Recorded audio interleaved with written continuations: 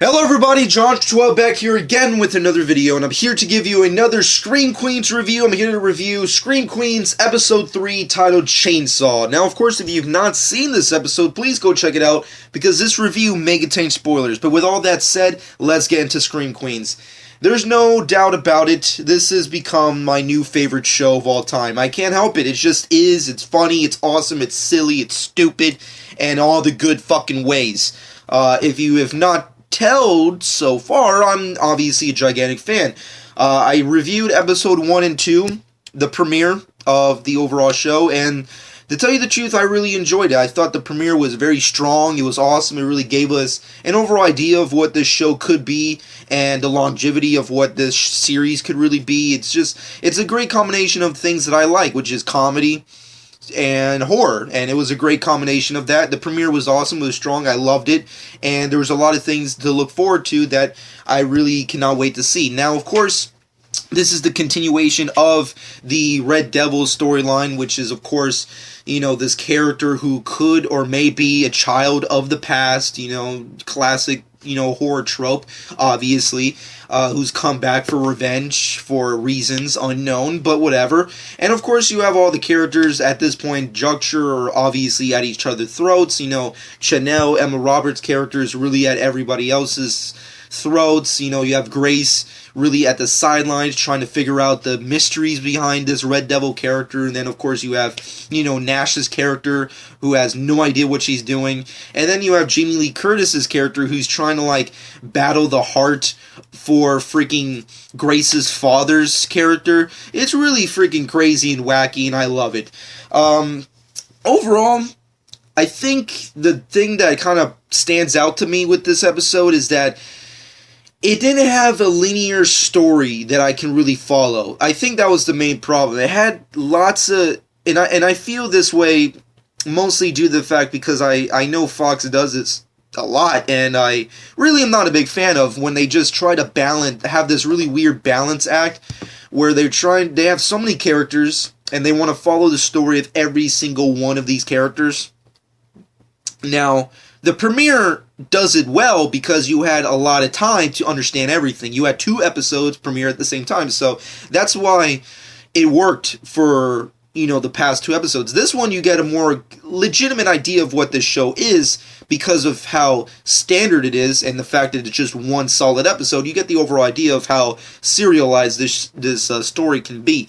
And I don't think it really worked to the full extent that the premiere did with this episode. I feel like the show kind of balanced a little too much that it couldn't really handle in the specific time slot that it has. And on second, it's just so silly and stupid where it's like every single piece of dialogue that every character has, you don't really care and understand. There's a specific, which I did not like at all. Although I like the musical backgrounds because I just found it hysterical that you have this really serious tone when you have really idiotic characters. Hilarious. Once again, the comedy on this show is so on point. But regardless, there's a specific scene, spoilers, there's a specific sequence where one of the Chanels is talking with the lesbian character, and they're discussing, the fact that there's a dark past, and if anybody figures it out, the whole sorority can be at each other's throats or whatever, and then she reveals she's freaking Charles Manson's freaking daughter or whatever. Really wacky, stupid shit, and it just makes me think where it's what does this have to add to the overall story? I understand where she's coming from because, if anybody figures out that you're associated with some kind of dark prior history, people are going to go crazy. I mean, people are already starting to go crazy at the university itself. Everybody's at each other's throats. Everybody's scared. Everybody doesn't want to be associated with sororities. You have, Glenn Powell's character who's being an idiot and awesome, who I still love. I'm just saying, folks, I love Glenn Powell's character. Chad, the character of Chad is hands down my favorite character right now. He is. I hope he does not die. I hope he survives the entire series. And if he does die, leave that for the finale because I want to watch this character every step of the way. I mean, I'm just saying the singular highlight of this episode that I loved to death was him dressed in white with the rest of his goons also dressed in white, beating the shit out of inanimate objects to fucking Backstreet Boys.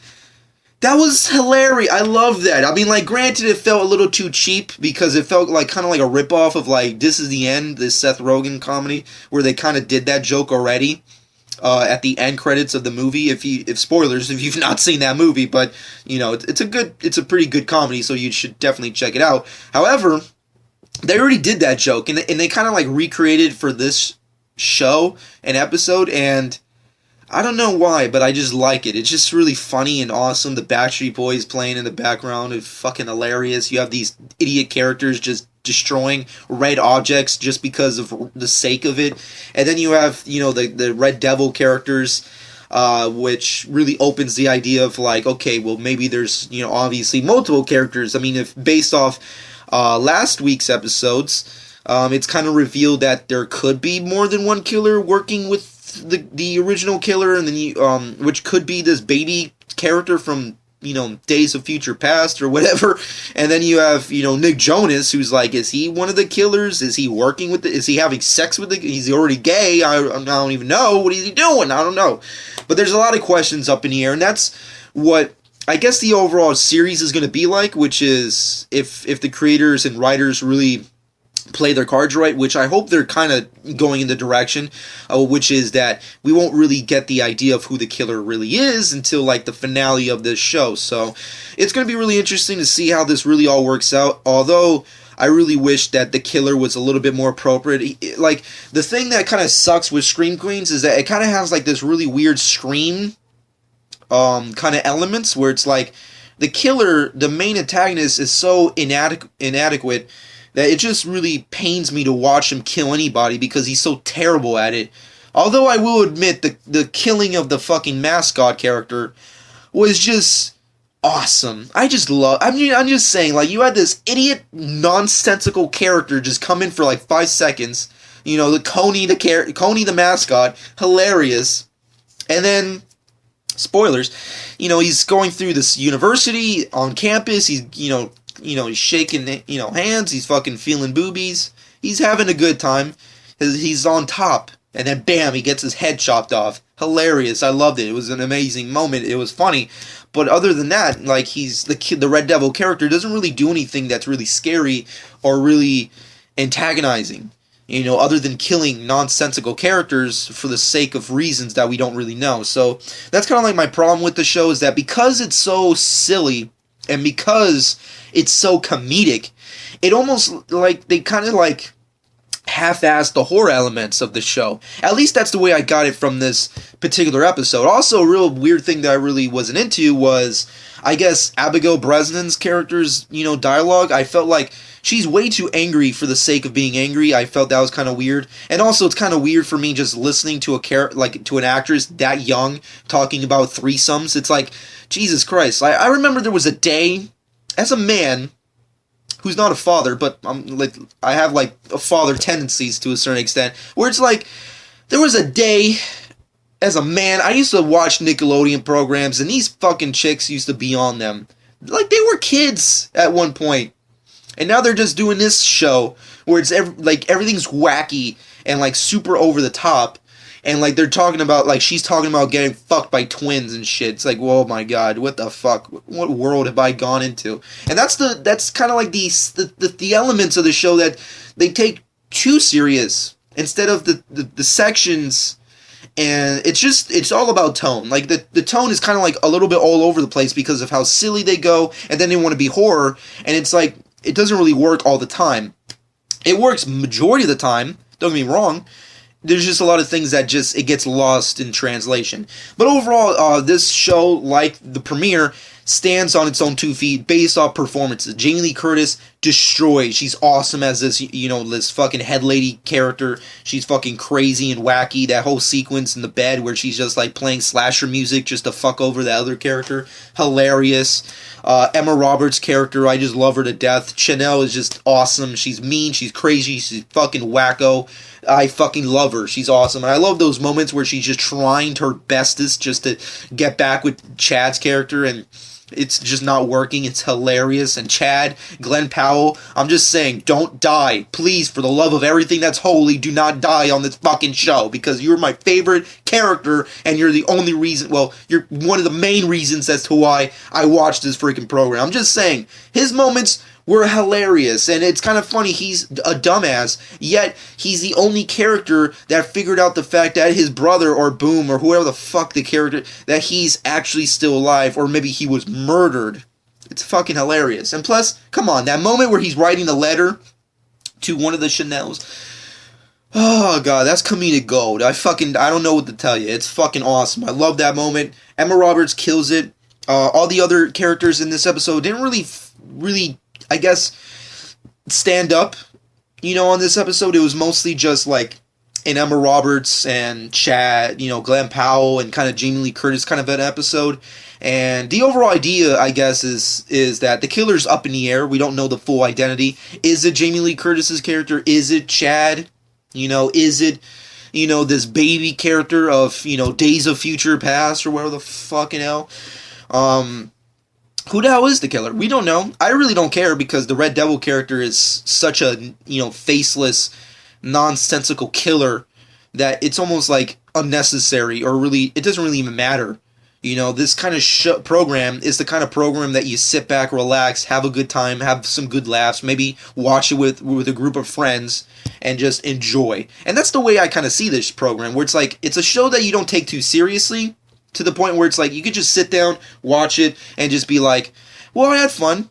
And that's pretty much it. And that's pretty much all I can really say about episode 3 of, Scream Queens. It was fun, it was entertaining, it wasn't the best episode. I still feel the premiere was a lot stronger.